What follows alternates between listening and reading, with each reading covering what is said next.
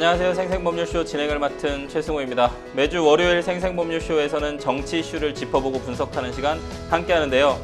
최요한 시사평론가님 나와 계십니다. 어서 오십시오. 예, 반갑습니다. 시사평론가 최요한입니다. 평론가님. 네.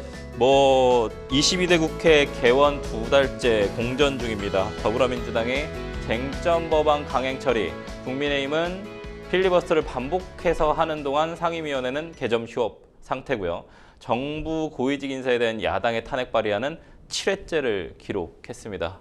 여야가 소득 없는 소모전을 되풀이하면서 국회가 필요하냐는 무용론까지 터져나오고 있는 상황.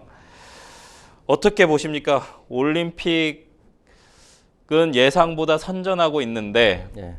국회는 예상보다 치열하죠. 네, 치열한데 올림픽 방송 때문에 묻히고 있는 것 같아요. 네, 정치 그런 뉴스들은 있죠? 약간 그런 부분이 있는데 정치 뉴스 총칼 활에 밀린 지금 이 상황 어떻게 보십니까? 사실 이런 얘기가 있습니다. 그러니까 한국의 양궁은 왜 이렇게 강하냐? 네. 그렇죠. 강하지 않습니까? 그 누구나 다 얘기하는 것처럼 한국 양궁 선수를 선발하는데 공정하기 때문에 그렇다. 공정이 화두가 됩니다. 그런데 똑같은 공정인데 이 공정이 왜 우리 한국 사회에는 적용이 되지 않느냐? 한국 정치 사회는? 한국 정치 사회는 이것이 적용이 되지 않아서 많은 사람이 말로만 공정을 외치고 실제로 사회 적용은 되지 않는다라고 이야기하면서 한국 양궁을 보고 배우자라고 이야기하고 있습니다. 자, 한국의 정치인들 내지 정치 관여자들 이 공정의 가치 다시 한번 생각하셨으면 좋겠네요. 좋은 말씀 해주셨습니다. 어쨌든 총칼 활은 공정과 상식이다. 상식에서 나온 결과물이다. 그렇습니다. 올림픽 선수단 마지막까지 최선을 다해 주시길 바라겠습니다. 지금 이 방송은 유튜브를 통해서도 실시간으로 함께 방송되고 있으니까요. 많은 시청 부탁드리고요. 유튜브를 통한 소통의 창구도 활짝 열어두겠습니다. 방송 중 궁금하신 질문들 올려주시면 저희가 답도 해드릴 테니까요. 많은 참여 바라겠고요. 여러분은 지금 생생법률쇼 함께하고 계십니다.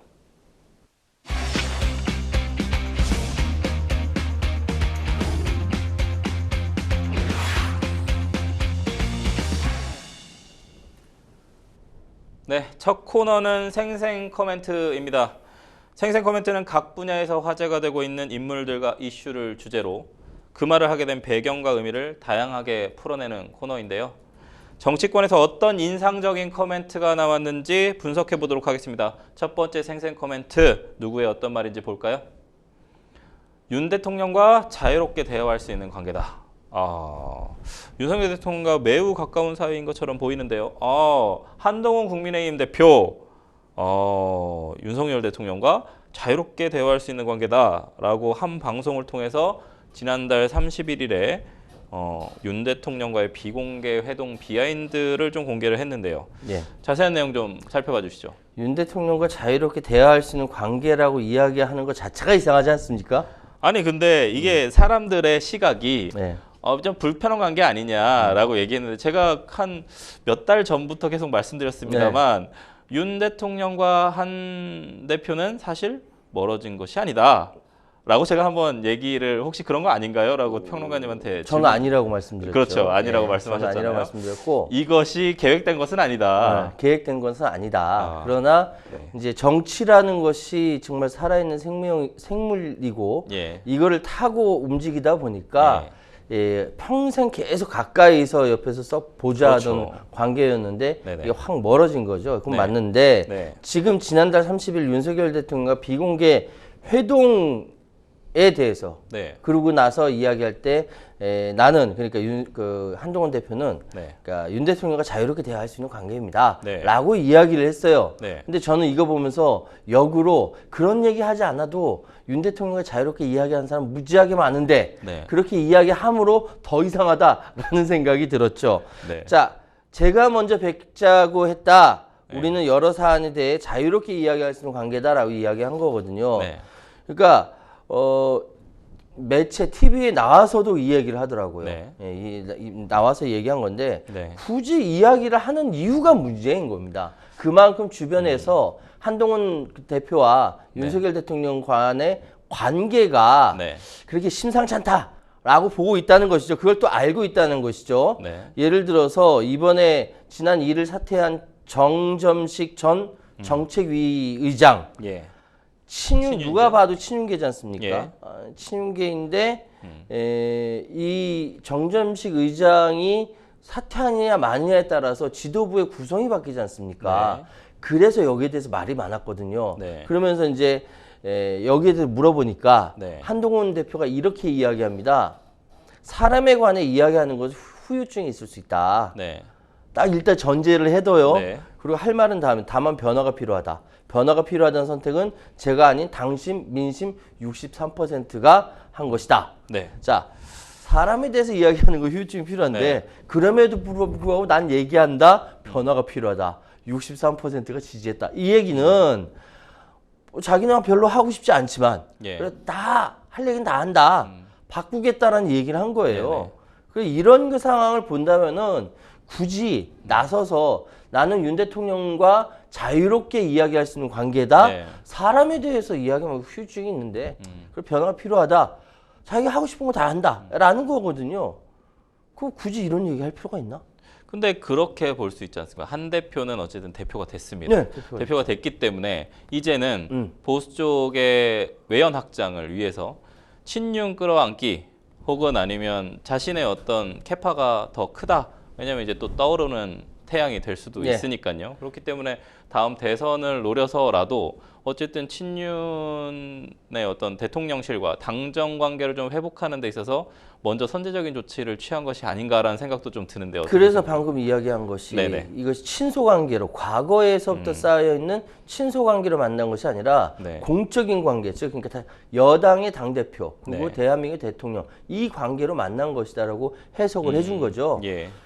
그런데 이 상황이 굉장히 이렇게 현재의 권력과 예. 미래의 권력이 충돌하게 되면은 네. 누가 이기냐면 미래 권력이 이겨요. 그러니까요. 미래 권력이 이기게 돼 있는데 네. 충돌하면 그만큼 미래 권력은 손해를 볼 수밖에 없습니다. 네. 그러니까 될 수 있으면 충돌하지 않으려고 했고 그래서 사실 정점식 정책위 의장을 무시하고 네. 그냥 정책위 의장 임명하면 되거든요. 네. 임명하면 되는데 굳이 비공개 회동을 통해서 네. 대통령께 양해를 구한다 내지 뭐 허락을 받는다 내지 뭐 이렇게 하겠습니다 통보를 한다 이렇게까지 한 것은 네. 한동훈 대표로서 할 만큼 했다. 네. 예, 이렇게 말씀드릴 수가 있습니다. 정치인이 다 된 한동훈. 그렇죠. 아, 네. 예. 좀 정치에 그것도 주변에서 서포트 했으니까 가능한 거죠. 급수가 조금씩 올라가고 있다. 조금씩. 아, 예. 올라가고 있다. 아니면 원래부터 검사 시절부터 정치에 좀 뭔가 능력이 있었다.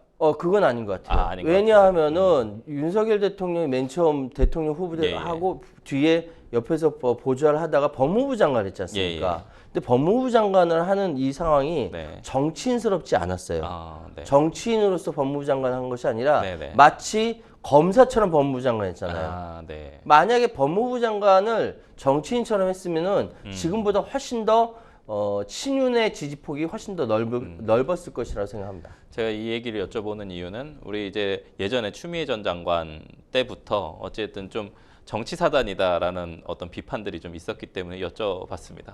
검사로부터 네. 벗어나지 않다가 네. 당 대표가 딱 되면서 정치인으로 변했다. 변했다. 예. 지금은 진화했다. 지금은 조금 봅시다. 더 조금씩 발전해 나가고 있다. 예. 오케이, 알겠습니다.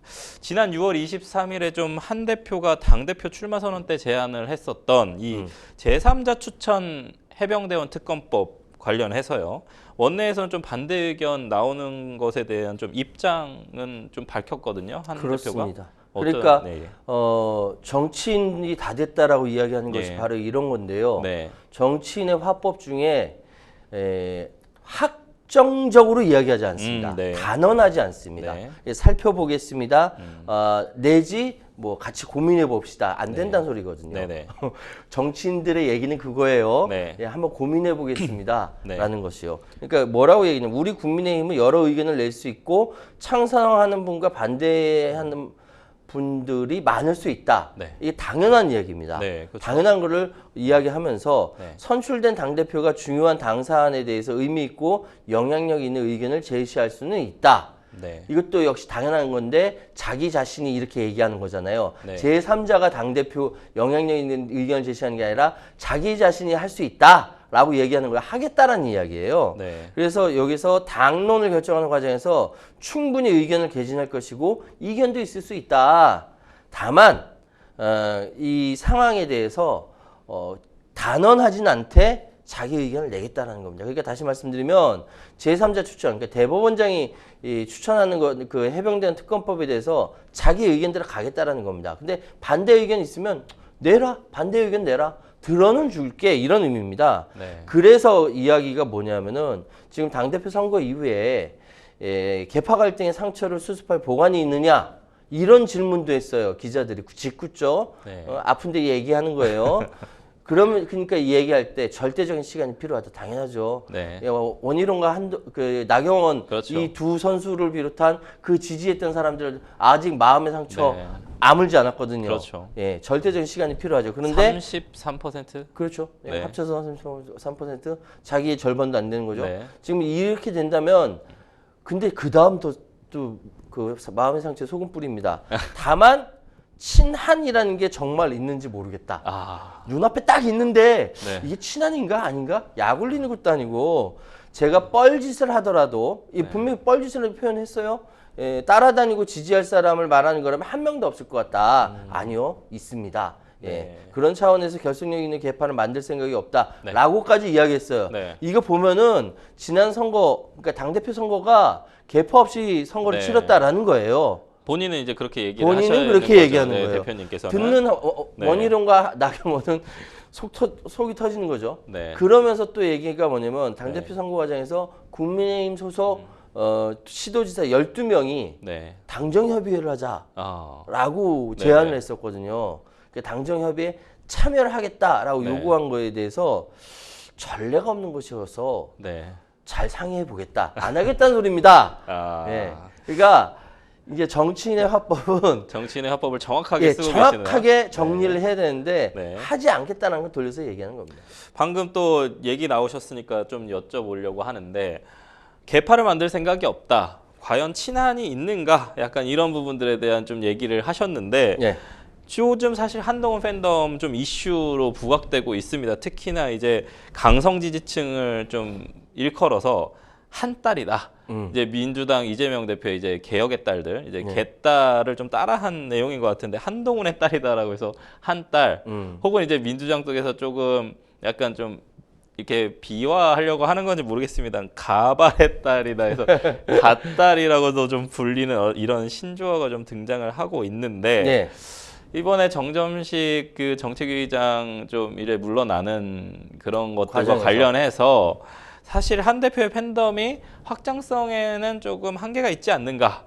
그리고 저는 좀 궁금한 점이 또 하나 있는 건 네, 말씀하세요. 왜 개혁의 딸들과 이제 한동훈의 딸들과 이제 아줌마 부대가 확실히 많습니다. 임영웅과 네, 그렇죠. 우리나라의 팬덤은 왜 이제 아줌마 부대들이 이렇게 만드는 게 확실히 요즘은 정치에 좀 관심 많으신 분들이 여성분들이 상당히 많다라는 많죠. 조금 예. 생각이 들고 좀 이렇게 행동으로 옮기시는 분들 중에는 확실히 여성분들이 많으신 것 같아요. 이런 팬덤 문화 어떻게 보시나요? 일단은 그 한동훈 팬덤부터 정리를 좀 해볼게요.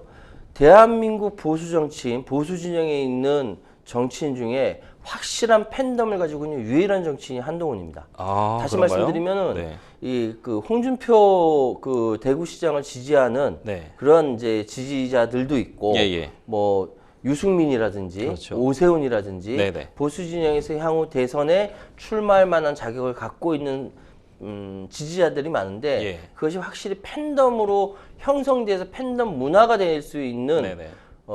유일한 정치인이 바로 한동훈입니다. 아. 현재로서는 그래요. 네. 보이는 행태가.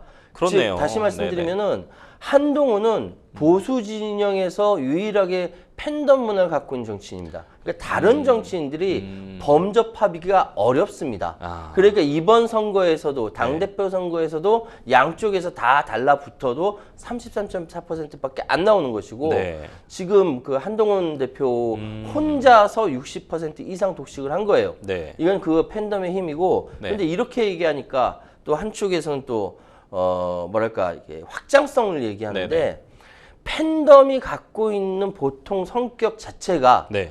확장성이 네. 라는 얘기는 늘 나와요. 이거는 한동훈뿐만 아니라 그쵸. 이재명도 마찬가지고 연예인들도 마찬가지. 연예인들도 마찬가지고 다 얘기하거든요.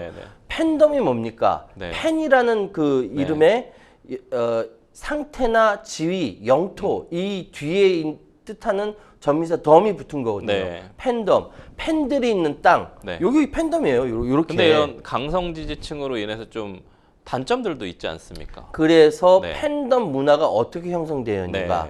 다시 말씀드리면 강성 지지자들이라고 일컬어진 사람들이 많아서 굉장히 강구하다라는 것은 자기가 지지한 정치인 말고 다른 사람에 대해서 공격 성향을 가지는 상황에 대해서 딱 선 긋고 너는 내 편 아니지 라고 이야기하는 것이 바로 덤이기 때문에 그렇죠. 팬덤이기 때문에 영토이기 때문에 그렇거든요. 그런데 진정한 팬덤은 어떻게 바뀌냐면 근데 한동훈 지지자들도 그렇고 이재명 지지자들도 바뀔 가능성이 있어요. 어떻게 바뀌냐면은 이 단순한 소비, 한동훈을 소비하고 이재명을 소비하는 걸 넘어서 자기들 스스로가 한동훈을 창조하고 이재명을 창조하는 프로슈머, 컨슈머가 아니라 프로슈머의 상황으로 바뀐다는 것이죠. 그건 뭐냐면은 지지자들이 정치인한테 요구를 합니다. 이렇게 해달라, 이렇게 해달라 요구를 하는 이 상황까지 왔어요. 좀 더 민주적이고 좀 더 다원적이고. 이거를 단순하게 극성 지지자들, 강성 지지자들로 얘기하면 안 돼요. 지금 과거의 정치적 어법으로 이해하면 지금의 정치 지형을 이해를 못합니다. 그렇겠네요. 그러니까 지금 정치 팬덤 문화를 과거의 문화로, 과거의 어법으로 이해하려고 하지 마십시오. 새로운 문화가 지금 한동훈과 이재명 그리고 몇몇 정치인들 통해서 형성되어 나가고 있는 과정이다라고 이해하시면 좋습니다. 그러니까 과거의 어떤 컨슈머적인 입장의 어떤 지지자라는 개념에서 지금은 좀 프로듀스. 그렇죠. 소비하는 데 약간 있어서 프로듀서로서의 만들어내는 나의 팬덤을 통해서 우리들의 팬덤을 통해서 킹을 만들겠다. 혹은 아니면 어떤 정치인을 만들어내겠다. 그 방향이 올바른 방향으로 가게 만들겠다. 예를 들어서 지난번 사건으로 말미암아 나락으로 떨어져버린 김호중 사건 같은 경우는 맨 처음 팬덤들이 그럴 리가 없다라고 방어막을 치다가 나중에 명백하게 잘못됐다라는 상황이 벌어지니까 팬들도 사과를 했어요. 이거는 뭐냐면은 팬들이 더 이상 이 자신들의 그 우상으로만 여기는 것이 아니라 요구하고 소비를 하는 주체로서 나선다는 거예요. 정치 소비자들이 그렇게 나선다는 거예요. 팬덤 문화를 새롭게 볼 필요가 있습니다. 그렇군요.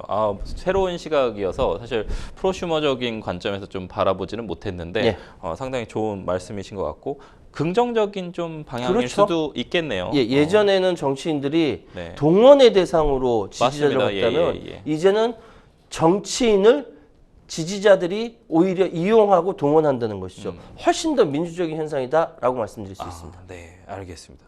앞으로 좀 한동훈 팬덤, 그다음에 이재명 팬덤이 어떤 방향으로 갈지 좀 지켜봐 보시면 좀 더 좋을 것 같습니다. 저희는 첫 번째 생생 코멘트 여기서 마무리하고요. 두 번째 생생 코멘트 들어가 보도록 하겠습니다. 두 번째 생생 코멘트 좀 볼까요? 광주 일배나 다름없던 날 투사로 만들었다. 강력한 자기 고백일까요? 누구시죠? 이재명 더불어민주당 당대표가 어제 광주를 찾아서 지지를 호소하며 했던 발언인데 내용이 사이다 이재명, 한마디로 뭔가 되게 소수의 지지를 받던 이재명을 날 투사로 만든 곳이 광주다라는 의미인 것 같습니다. 평론가님 어떤 내용인지 좀 살펴봐 주시죠.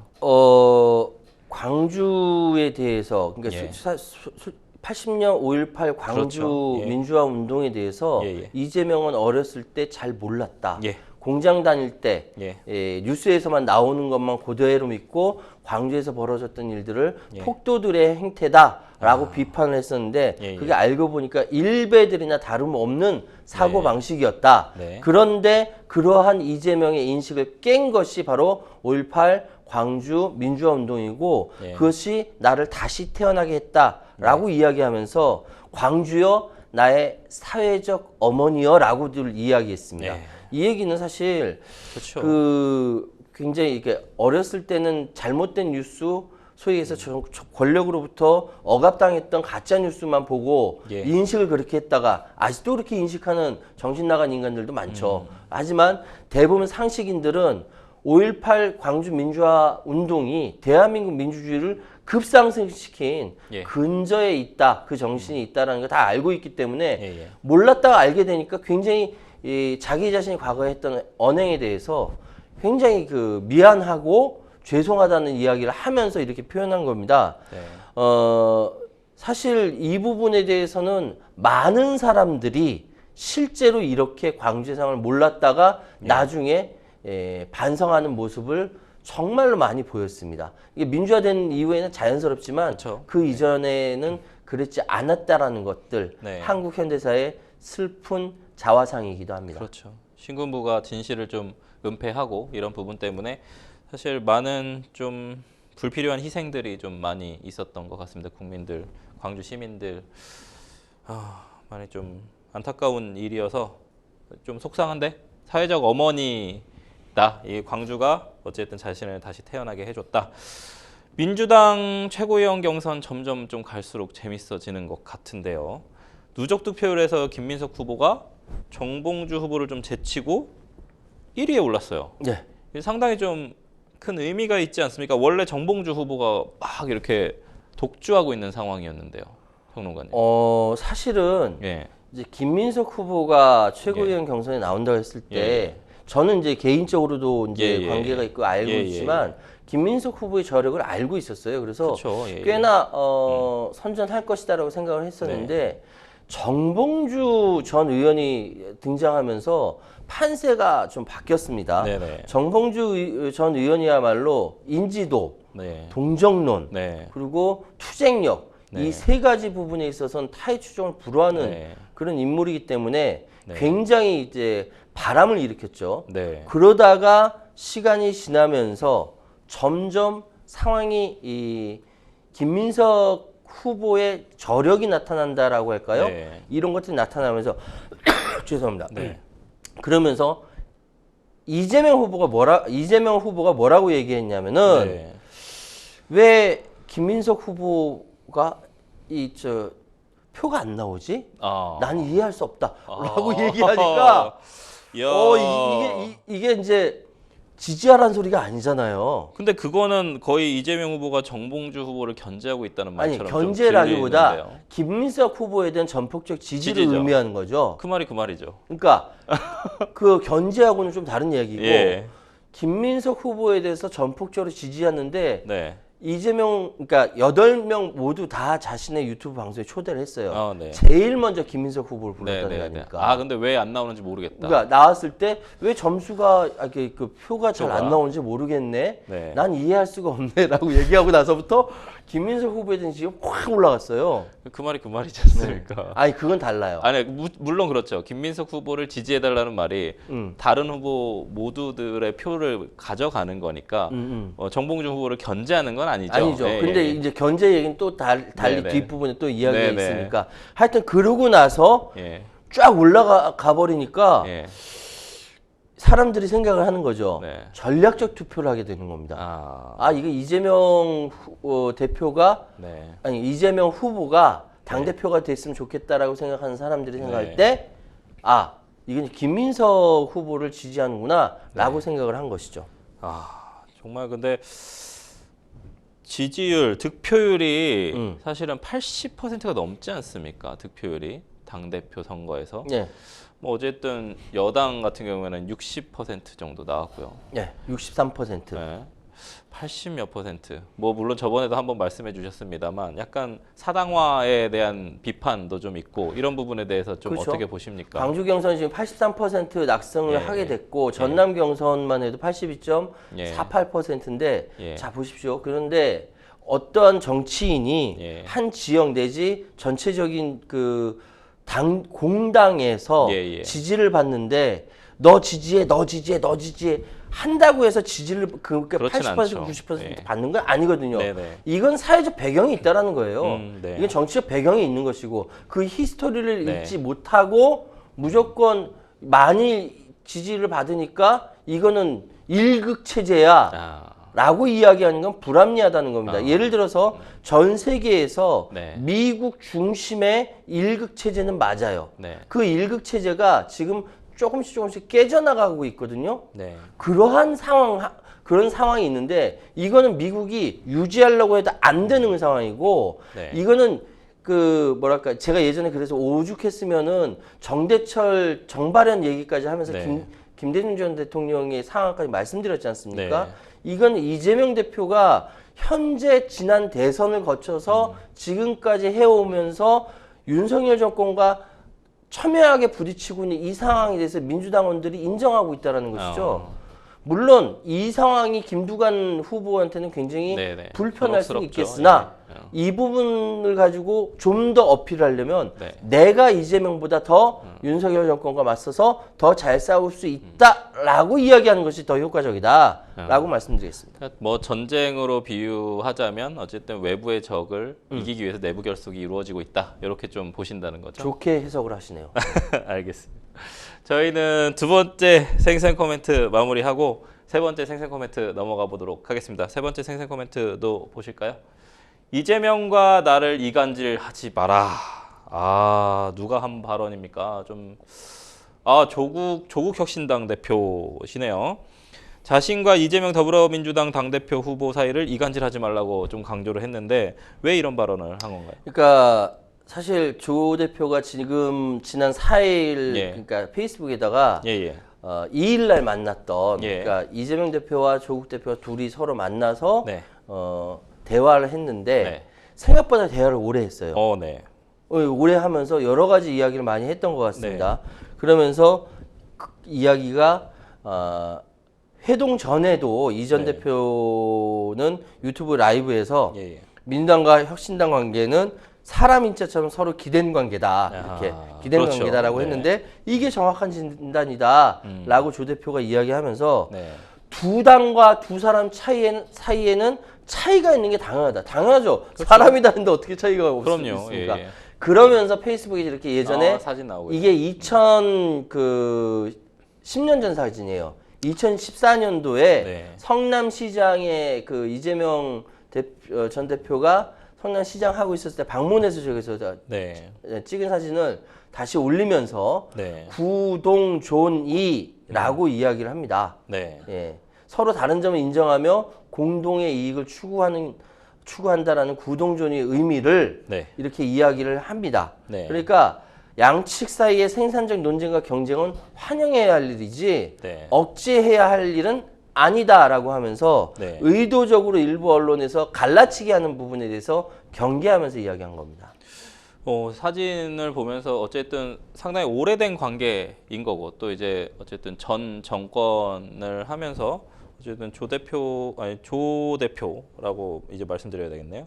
조국 서울대 교수님이 어쨌든 전 서울대 교수님께서 어쨌든 정치에 나서지 않았습니까? 뭐 그전에는 막 폴리페서라는 비판도 상당히 많이 나온 상황이었었고 확실히 전 정권에서 이제 뭐 이렇게 입각을 하셨으니까 지금 이 사진이 서울대 교수 하실 시절인데 폴리페서라는 비판이 또 나올 수도 있는 사진인 것 같아요.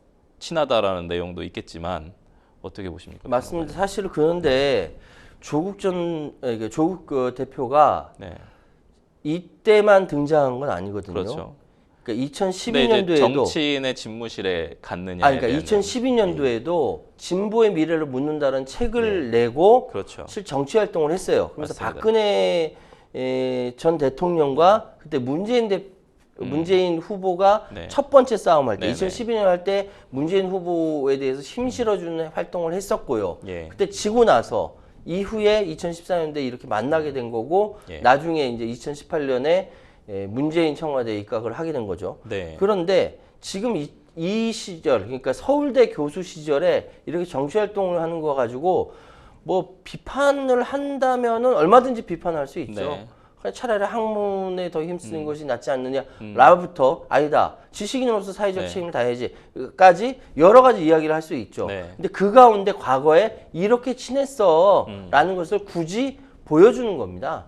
그래서 사실은 저는 조 대표님이 지금 정치를 하고 있는 모습이 훨씬 더 잘 어울리지 않나라는 생각을 좀 하고 있고요. 조 대표님께서 그 앞서 김건희 여사를 향해서 좀 본인과 유시민 전 노무현 재단 이사장의 사이를 좀 이간질하지 말라면서 경고를 하기도 했는데요. 지난주 생생 코멘트에서도 좀 소개를 했었습니다만 조 대표에게 시선이 집중되고 있는 이유가 뭐라고 좀 생각하시나요, 평론가님? 이게 그 조국 대표라고 한다면은 그러니까 조국과 이재명이 둘 다 비슷한 것은 윤석열 정권에서 맞습니다. 소위 그 사법 리스크가 있다라는 것. 이거를 이게 굉장히 미묘하거든요. 네. 그러니까 이재명도 사법 리스크를 갖고 있고 조국도 사법 리스크를 갖고 있다. 야당의 유력한 주자들이 둘이 사법 리스크가 갖고 있다라는 것이 상당히 미묘한 것임에도 불구하고 현재 조국은 조국혁신당이라는 야권의 제2당의 당대표를 맡고 있고요. 언제든지 조국혁신당의 대선 주자로서 뛸 수 있는 사람입니다.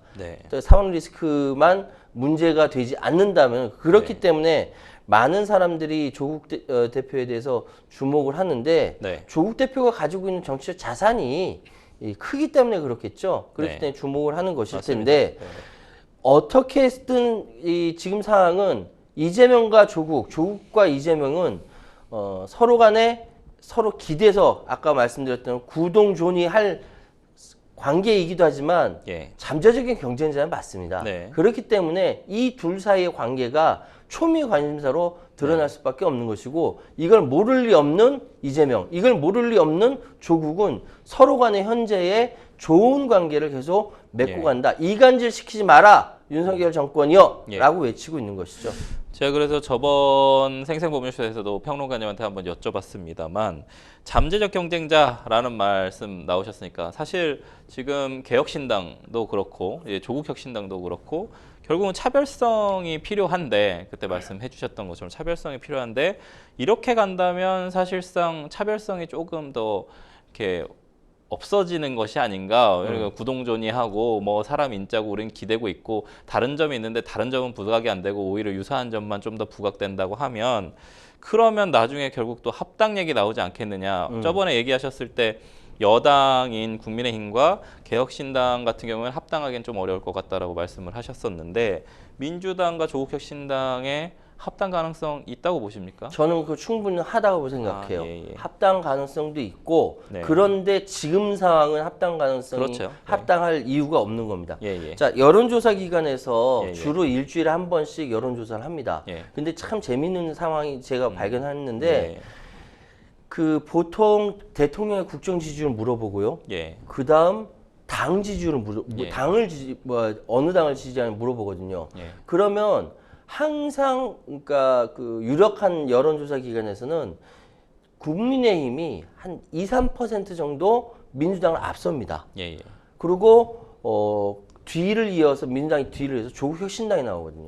이건 어떻게 되냐면 조국혁신당과 민주당은 서로 보완관계이면서 여론조사할 때 같이 묶어서 생각해요. 항상 그렇게 되면은 국민의힘을 앞서게 되는 것이죠. 즉 현재의 조국혁신당과 민주당, 더불어민주당과 조국혁신당은 현재 합당할 이유는 없으나 앞으로 정국이 바뀌는 상황에 따라서 합당할 수도 있고 또 때로는 둘이서 경쟁해서 대선 주자가 나올 수도 있는 거예요. 그래 지금은 그럴 시기가 아니기 때문에 굳이 그런 얘기가 나오지 않는 것이고 구동존이만 얘기하는 것이죠. 차별성이라는 것은 얼마든지 만들어낼 수가 있어요. 개인 정신의 색깔 또는 정책적 지향점 이거 얼마든지 만들어낼 수 있기 때문에 지금은 그럴 이유가 없다. 이기 때문에 구동존인 겁니다. 제가 이걸 여쭤본 이유는 사실 이제 문재인 전 정권, 그러니까 문재인 대통령 시절에 좀 일했었던 분들이 좀 조국혁신당 쪽에 좀 많은 것 같아서 여쭤봤습니다. 지금까지 생생 코멘트 만나봤고요. 저희는 뉴스픽스로 다시 돌아오겠습니다. 여러분은 지금 생생범쇼 함께하고 계십니다.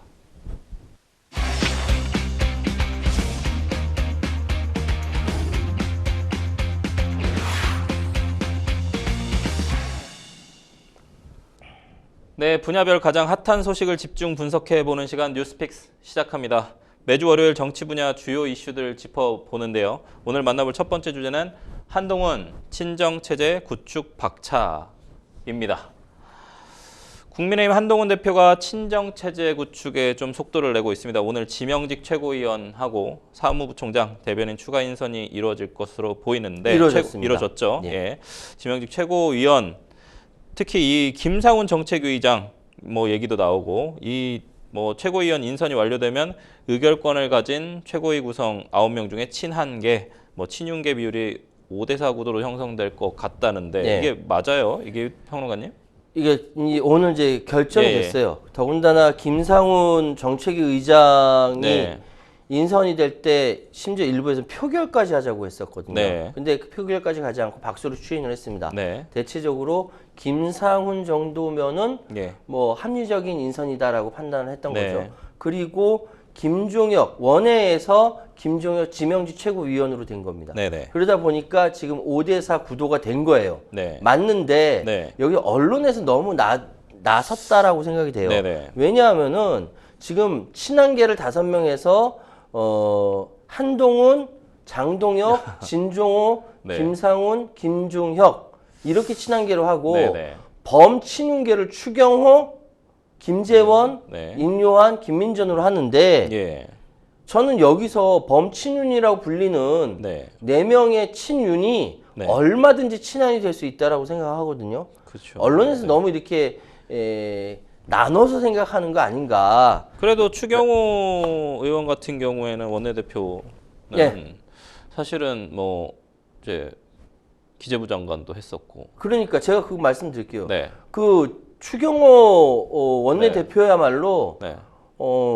확실한 친한계를 바꿀 수가 있어요. 될 수가 있어요. 확실하게 오히려 될 수가 있어요. 오히려 윤석열 대통령에 예. 가깝지 않다라는 이야기까지 있습니다. 그러니까 네. 당을 장악했다라고 얘기한다면 뭐 장악했다고 볼 수가 있습니다. 네. 그러면 이제 뭘 해야 되냐? 예. 이 당에 국민의힘에 한동훈 색깔을 입혀야 되는 상황이죠. 네. 이를 위해서는 지금까지 용산과는 다른 어떤 색을 입혀야 하는지 아마 지금 한동훈 대표는 고민하고 있을 것이다. 안테나를 세우고 있을 것이다. 네.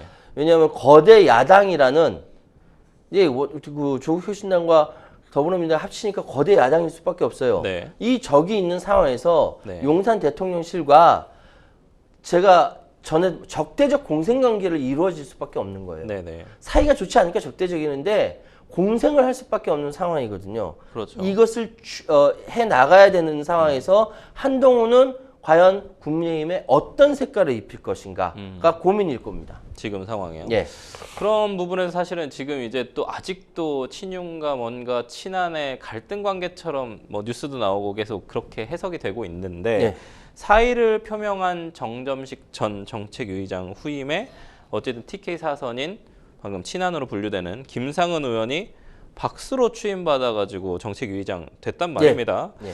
이런 상황에서 뭔가 이것이 친한과 친윤의 갈등의 봉합의 시점입니까? 아니면은 갈등 그 자체입니까? 이게. 저는 이 상황, 그러니까 소위 얘기해서 김상훈 그 정책위의장 임명에 예. 맨 처음 표결까지 이야기가 나오다가 예. 박수로 추인해서 끝났다라는 것은 예. 현재 권력과 미래 권력의 투쟁에서 미래 권력이 이기고 이겼다. 이기고 있다. 이제 시작이다라는 것을 말씀드리겠습니다. 시작이다. 그렇죠. 네. 지금 상황은요. 현재 의회에서는 한동훈의 국민의힘의 손을 빌지 않으면은 용산 대통령실에 할 수 있는 게 아무것도 없어요. 네. 동시에 한동훈 국민의힘 당도 네. 자신들이 집권 여당으로서 헤게모니를 쥐고 네. 움직이려면 용산 대통령실이 필요한 거죠. 그렇죠. 그래서 적대적 공생관계라는 것이 바로 여기서 드러나는 것인데 네. 그럼에도 불구하고 현재 권력은 미래 권력을 이길 수가 없다.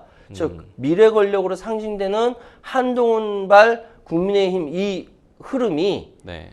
용산 대통령실을 앞으로 조금씩 극복하면서 넘어갈 것이다. 네. 라고 생각이 되고요. 그렇기 때문에 오늘 표결로 가자라는 이야기가 쑥 들어가고 김성호 정책위 의장의 박수로 추인이 된 것이고요. 네. 정점식 전 정책위 의장이 네. 자신이 물러나고 싶지 않지만 전체 분위기에서 물러날 수밖에 없는 상황에서 네. 뭐라고 이야기한 것은 이제 언론에서 사라지게 된 거죠. 네, 유임 얘기도 막 나오고 그랬었지 않습니까? 근데 뭐 얘기 들어보니까 약간 뭐 적과의 동침까지는 아니더라도 불편한 동거 느낌인가요? 친윤과 친한 사이에. 네. 굉장히 곤란한 질문만 이렇게 골라서 질문하십니다. 아주 궁금해가지고요. 적과의 동침이라기보다는 그러니까 굉장히 그러니까 예를 들어서 마라톤 달리기를 굉장히 잘하는 두 선수가 있는데 이 두 선수 다 결승전에 올라간 거예요. 예? 결승전에 올라갔는데 두 선수 중에 한 사람이 이겨야 그 금메달 경쟁을 하게 되는 거죠. 대한민국 선수 2명이 1등, 2등 금메달 결정전에 나간 그게 아니라 그런 거 아니에요? 준결승전에 올라간 거예요. 준결승전에요. 준결승전에 올라가서 친윤과 친한 준결승전에 올라가서 여기서 이긴 사람이 민주당이라는 결승전에서 같이 맞붙게 되는 거죠. 그러니까 어쨌든 우리나라 편 2명이 어쩔 수 없이 다퉈야 하는 그런 상황인 거죠. 굳이 비교하자면 올림픽 시즌이니까 그렇게 양궁으로 표현하자면 그렇게 되는 겁니다. 그렇군요. 어쨌든 사이는 좀 반대 아닌가요? 사이는 좋은데 서로 경쟁해야 된다. 그럼요. 그렇게 보시는 거예요? 사이가 좋든 나쁘든 경쟁해야 되는 경쟁해야 것이죠. 된다. 사이가 좋고 나쁘고는 의미가 없는 겁니다. 아까 그 민주당 최고위원 경선처럼 서로 어쨌든 외부의 적을 위해서 내부 결속이 일어나는 그런 경쟁 관계인 건지 아니면 서로 사이는 안 좋은데 뭔가 경쟁을 해서 이 조직을 장악해야 되는 건지. 야당의 입장은요. 사이가 나쁘더라도 좋은 척 해야 되는 상황이고 왜냐면 가지고 있는 자원이 없어서 그래요. 가난해서 그래요. 그런데 여당의 입장은 가진 게 많아요. 여당은 가진 것이 많을 수밖에 없어요. 그래서 사이가 나쁘면 나쁜 대로 좋으면 좋은 대로 서로 치고받고 싸울 수가 있는 겁니다. 그 정치 자원을 얼마나 가지느냐의 차이이고 그런데 지금 상황에서는 어쨌든 집권 여당 친윤이든 친한이든 가지고 있는 건 많은데 서로 경쟁해서 그 사이가 좋고 나쁘고 의미가 없이 이겨야 되는 상황이죠.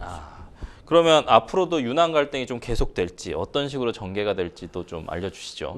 여러 가지 이제 고민을 많이 할 수밖에 없는 상황인데 저보다 더 많이 고민하겠죠. 한동훈 대표가 거대 야당이라는 적이 있는 상황에서 아까도 말씀드린 적대적 공생관계를 계속 이어가야만 되는 상황입니다. 결국은 한동훈 대표가 윤석열 대통령을 완전히 이겨버리는 그런 상황은 또 안 되고요. 용산 대통령실에서 한동훈 대표를 막 쥐고 흔드는 그런 상황도 안 되는 되게 적대적이면서도 공생하면서 뭔가 만들어가야 되는 이거 옛날에 마치 전두환이 노태우한테 나를 밟고 가라 이 상황도 아닌 거예요.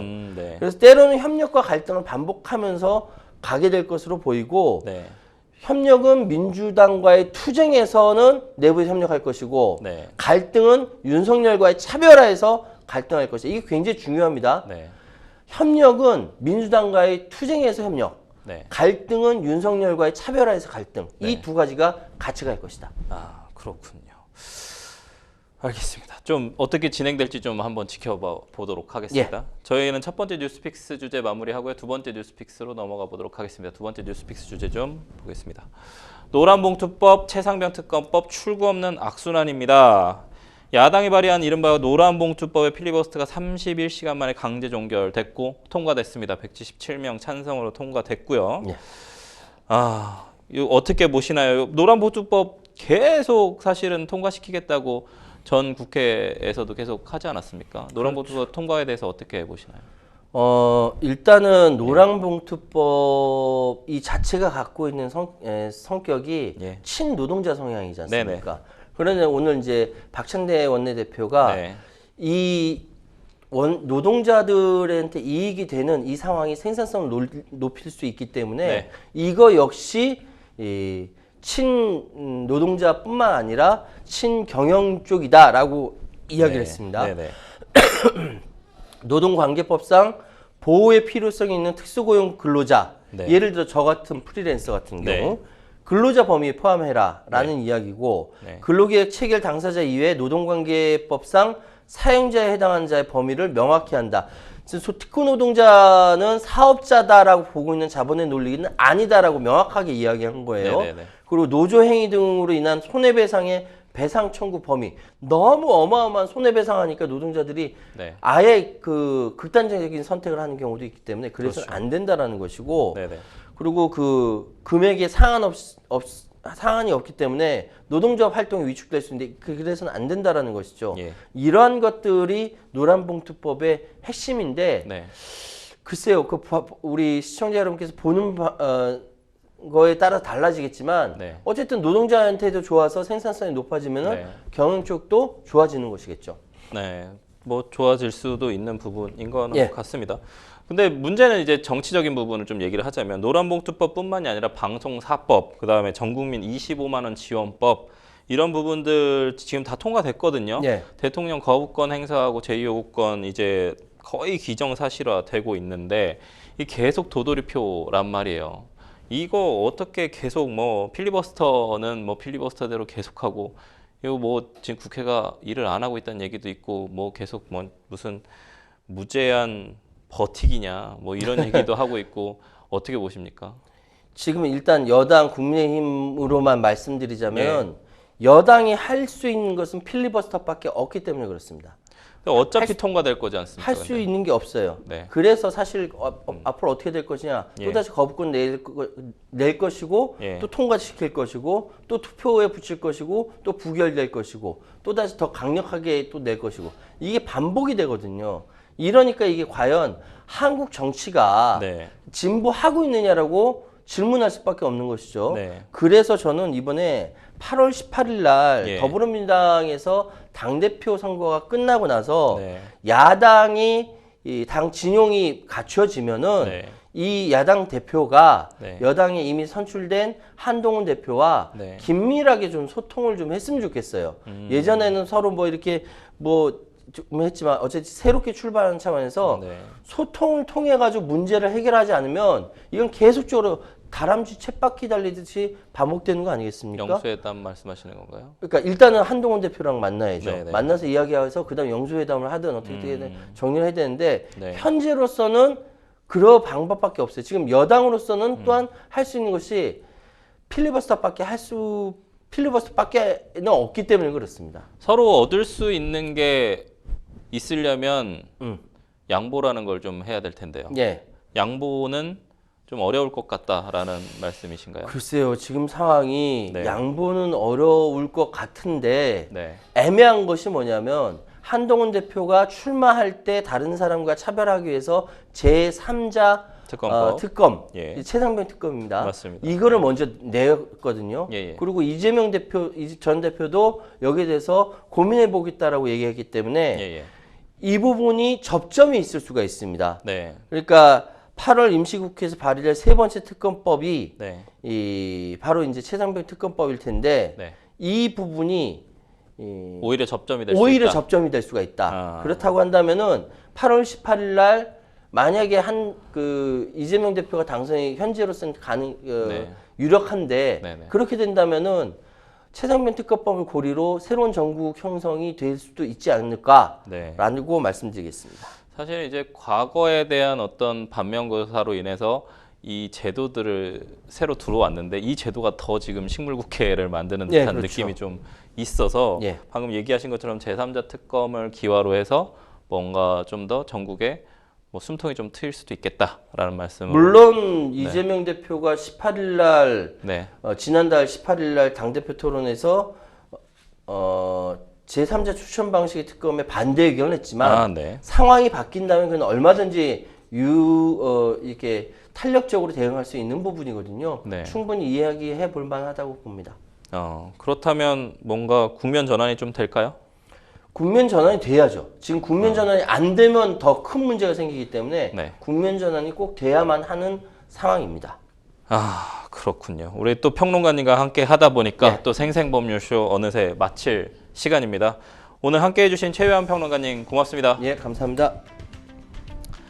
방송이 끝나더라도 상담 접수는 계속되니까요. 변호사들에게 무료 법률 상담 받고 싶으신 분들은 평일 오전 9시부터 오후 6시까지 02-557-8295번으로 상담 문의 주시거나 법률방송 홈페이지에 법률상담 게시판 또는 아래 하단으로 나가고 있는 이메일로도 접수해 주시기 바랍니다. 생생법률쇼 오늘 이만 인사드리도록 하겠습니다. 시청해 주신 시청자 여러분 고맙습니다.